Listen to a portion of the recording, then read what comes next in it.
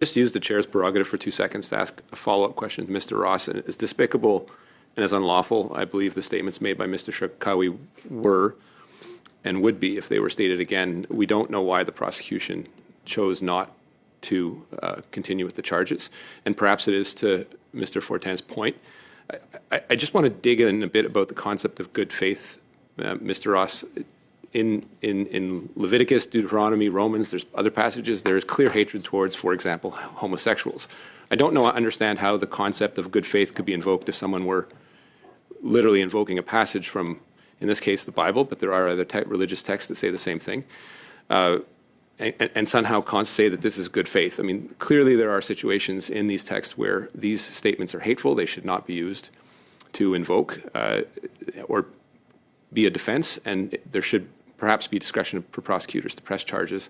I just want to understand what your notion of good faith is in this context, where there are clearly passages in religious texts that are clearly hateful.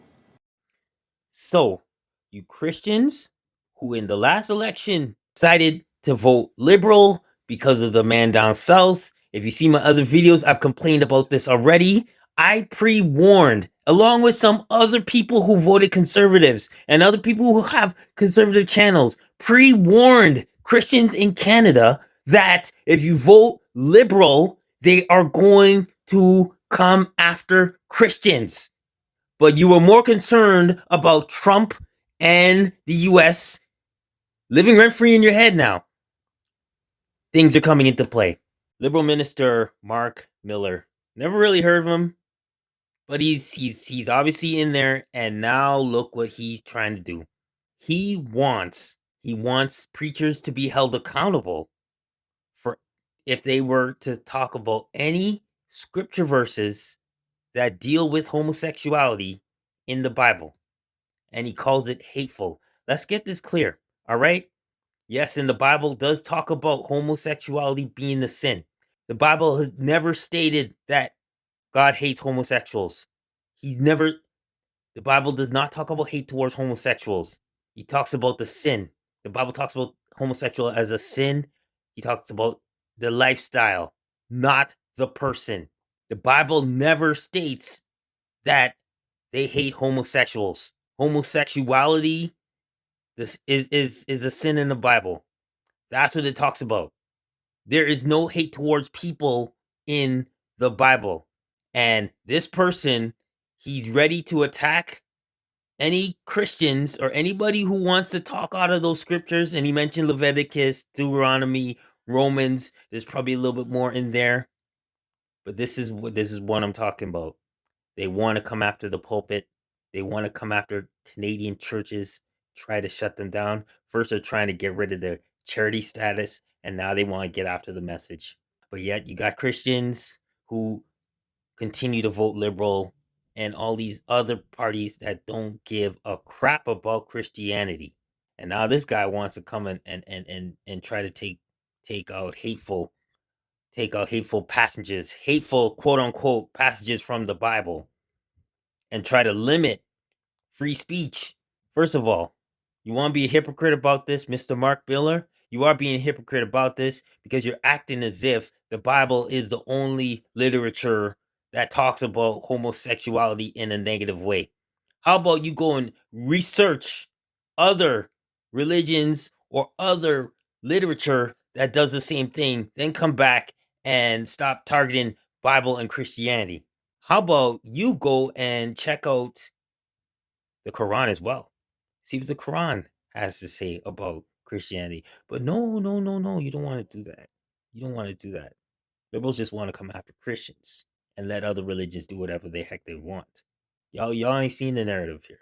These are things that we gotta fight. We have to fight back. Mark Miller, you go around and mess around and find out. And this is where Christians got to voice their opinion and speak up against this, because you if we as Christians don't speak up, they're gonna continue to find ways to diminish the role of churches and Christianities in Canada. You've already seen that churches have been burnt down in the past, and it doesn't get media headlines. But the moment that someone says something about Islam or any other religion, it becomes a headline story. Y'all ain't seen that. Honestly, I want to know your thoughts. I honestly want to know your thoughts about this. I don't know what they're going to try to pass, but seeing that this guy is an MP, seeing this guy is a big supporter of what Mark Carney's doing, he probably has Mark Carney's ear. And hmm. And another note, I know some Americans, especially those who are Democrats, they're really complaining about how the state of America is and all that. And sometimes they're probably like, oh, Canada's in a better situation, blah, blah, blah. Yet they wouldn't move here if they had the choice. Anyway, I digress. Those who are Democrats in America, let's say those who are Democrats in America, but also are Christians, just be thankful that you can worship on a Sunday and throughout the week and not be worried about Christianity coming under attack from the government, because right now you could feel the way you want about the Trump government. At least he's not touching Christianity. He's not attempting to touch Christianity. He's not trying to persecute it. He's not trying to take away any laws or regulations in regards to churches and stuff like that. Come to Canada. And you know what? Like I said, it's not happening yet, but the liberals are trying to build things, put things in play so that churches get diminished in this country. I don't know. I want to know your thoughts. Like, share, and subscribe to Born with Purpose. Let me know your thoughts on this. Do you think they're going to go far with this? And what can we do? What can we do to make this stop? Till the next video, I'm out. God bless.